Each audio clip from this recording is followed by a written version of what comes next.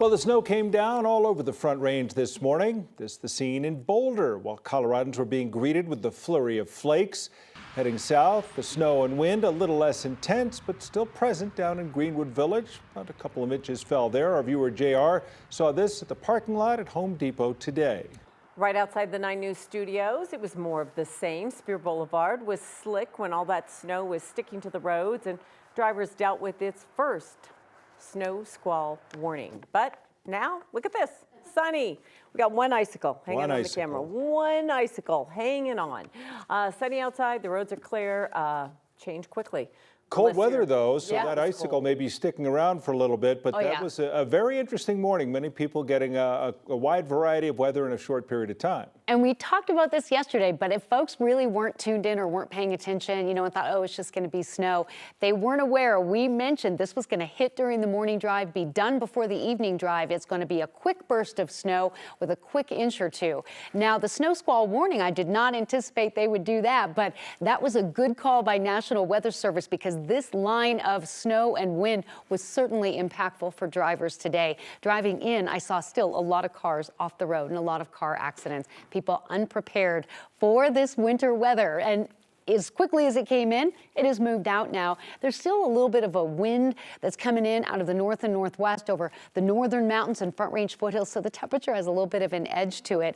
Not a ton of snow, as we mentioned. It would be a quick 1 or 2 inches, but wow, when it comes in 20 minutes with winds like that and you get the whiteout conditions, you really can't drive. It's really tough to do anything outdoors, and of course it can be increasingly dangerous as that system kind of gains strength and drops south across the plains like it did today. We're still at 28 degrees in Denver. We topped out at 44 early this morning, and when that front came through, you knew it was here because the winds were roaring, shifting out of the west, coming in out of the north. We're still dealing with some gusty winds along that Wyoming border and down over southern Colorado, where that high wind warning remains in effect for a time longer.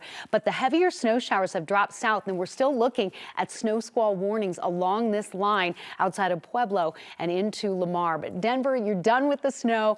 Now we're going to be talking about the cold, but if you are headed to the high country, we're not done with the winter weather and travel advisories there. So a lot to talk about in weather in just a bit. Thanks, Kathy. We'll talk to you soon. The city of Denver is activating warming shelters tonight with low temperatures expected. McNichols Civic Center building will be open until 6 p.m. tonight through 9 a.m. tomorrow. The city says people experiencing homelessness should just walk up to that location directly. Over at DIA, things have calmed down after the snow and the wind led to just a slew of delays this morning. Still a bit of a misery situation on the misery map. More than 600 flights were delayed today. All that windy snow came to the metro area courtesy of what we are calling a snow squall. Yeah, it was interesting today walking around seeing people with those puzzled faces, the quizzical look, saying, what in the world is a snow squall? Well, lucky for you, our meteorologist Chris Bianchi is also a snow squallologist. And squallologist. Yeah, he is a snow squallologist, and he's joining us now to tell us more about this unique event. I hope I can see that below. Snow squallologist, Chris Bianchi. Working on it. I hope that's written right below me. Hope our producer Jack got to that. They're on it though.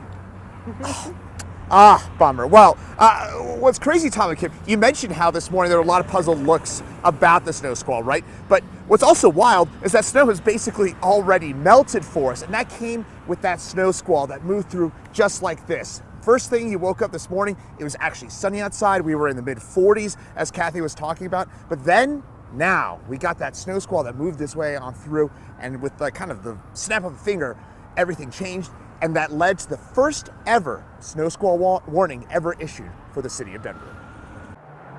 A snow squall is basically a mini blizzard, and it makes travel really difficult. It often means there's a quarter mile or less visibility with heavy snow, but it lasts less than an hour. So kind of think of it like a snow thunderstorm. In a matter of minutes, if not seconds, the metro area went from a cloudy, windy morning to what looked like a full-fledged blizzard. That was thanks to a fast-moving snow squall that dumped up to 2 inches of snow in the metro area in less than an hour. Near whiteout conditions are a hallmark of a snow squall, and that's exactly what many of you saw this morning, right during the heart of the morning rush. And it wasn't just the snow.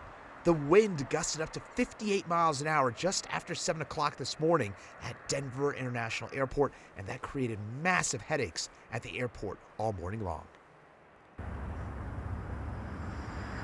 And Tom and Kim, one thing kind of leave you with here is I mentioned how this is the first ever snow squall warning issued for the city of Denver. That's not because we haven't had snow squalls before. We're going to see them again.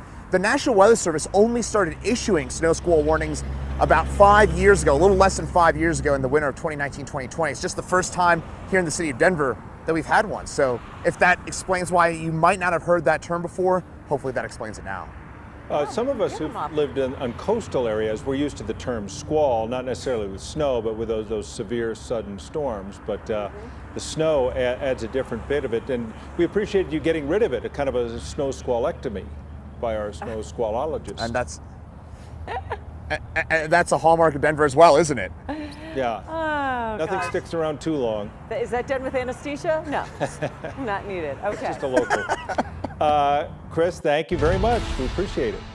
Okay, now, despite all the snow, there are still fires that are burning down near Colorado Springs, like the one at the Air Force Academy.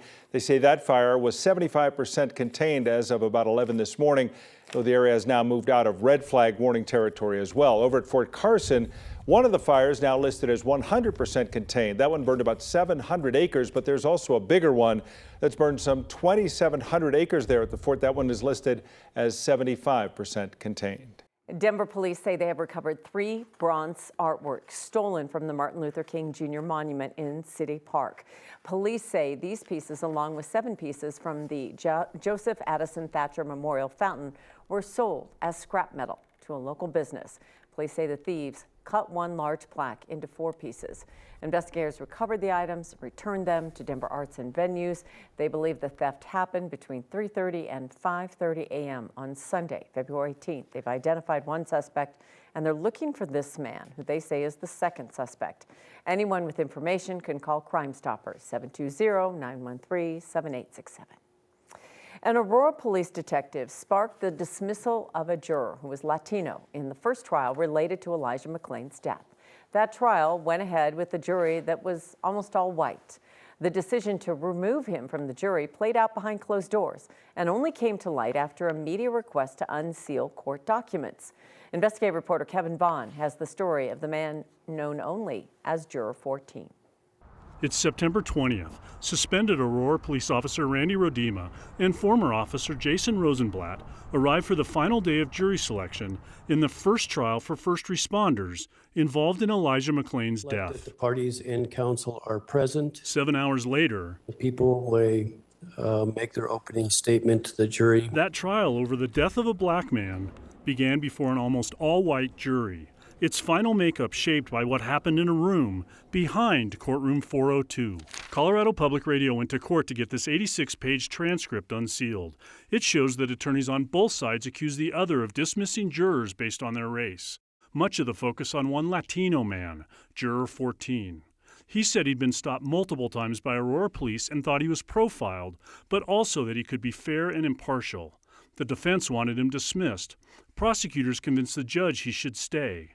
And then, an undercover Aurora police investigator said she'd overheard the man on the phone saying 3 Spanish words, "Odio la policía," I hate the police. Yes, jurors are not supposed to discuss the case, but we generally don't have undercover officers where jurors are present and might do so. 9 News legal analyst Scott Robinson was shocked when he read the transcript, learning the undercover officer was among prospective jurors waiting for the bathroom when she overheard that call. What troubles me is that if you're in there as an undercover officer, you really have no business being in a line with jurors.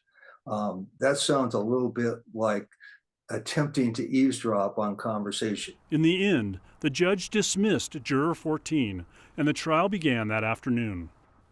The undercover officer told the judge she was monitoring the trial to gather intelligence on potential protests. That was part of an effort to prevent a repeat of 2020 when demonstrators damaged Aurora's municipal courthouse. Aurora police defended her presence at the courthouse, but noted that after a discussion with State Attorney General Phil Weiser, they did not conduct similar intelligence gathering at the other 2 trials related to McClain's death. Oh, this is so fascinating. We all remember when it just mysteriously, everything stopped for a few hours that day.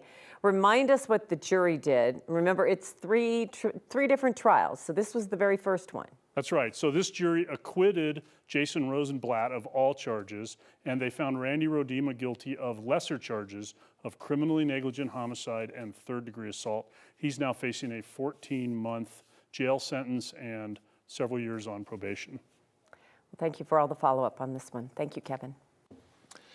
Well, Russell Wilson's future as a Denver Bronco certainly has been in limbo for some time, even before the team's season ended, now more than 7 weeks ago.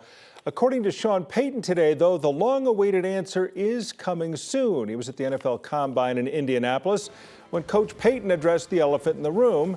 He says a decision will come within the next 2 weeks, now that they know more about the NFL's cap situation for next season, and have also scouted quarterbacks, both in this year's draft class and as far as free agency as well. Now, our Scotty Gaines and Mike Kliss are in Indianapolis for the NFL Combine. They'll be joining us in just a bit with more on Payton's remarks. That's coming up a little bit later this hour. And when he says the decision on Russell Wilson is coming within the next couple weeks, he's actually telling us what we already know. Right. March 17th is the drop dead date. And so before March 17th, the Broncos will make a decision, which is a couple of weeks away. And with both sides talking only sometimes to other national media sources, is that just getting your message out? At this point, it still seems as though Russell Wilson is the only one who's really trying to get his side of the story out. The Broncos staying above the fray as much as they can. So that during may be, the Super Bowl, that's always what Sean Payton was being asked about. He was being asked about it. He just, like in most cases, just didn't have much of an answer other than to compliment the person on the question. First saying it's a good question and then not answering it. Okay. Terrific question. Let's go in a different direction.